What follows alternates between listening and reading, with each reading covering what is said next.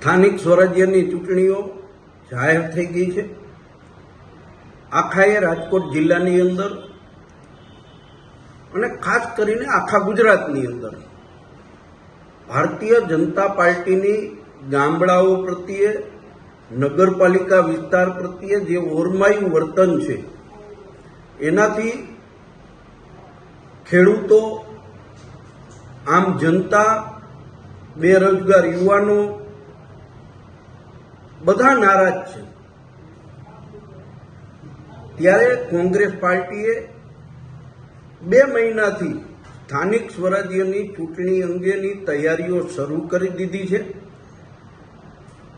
લોકોમાંથી સારો રિસ્પોન્સ મળી રહ્યો છે અને અમને વિશ્વાસ છે કે કોંગ્રેસ પાર્ટી તાકાતથી આ ચૂંટણી લડશે અને રાજકોટ જિલ્લા પંચાયત, મોટાભાગની તાલુકા પંચાયતો ઉપર ફરીથી કોંગ્રેસ પાર્ટીનો ધ્વજ લહેરાશે એવો અમને પૂરો આત્મવિશ્વાસ છે। ખેડૂતોને પોષણક્ષમ ભાવ નથી મળતા, મોંઘવારીથી આમ જનતા ત્રસ્ત થઈ ગઈ છે।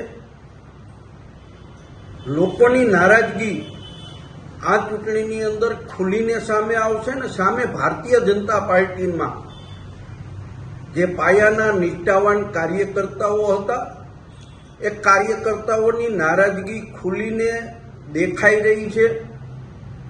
કોઈ જગ્યાએ ભારતીય જનતા પાર્ટીના કાર્યકર્તાઓ આક્રમકતાથી લડતા નથી। બહુ સ્પષ્ટપણે એવું લાગી રહ્યું છે કે ક્યાંક ને ક્યાંક ભારતીય જનતા પાર્ટીમાં આંતરિક અસંતોષ વધ્યો છે ને એને કારણે કોંગ્રેસ પાર્ટીને એનો બેનિફિટ, ફાયદો મળશે।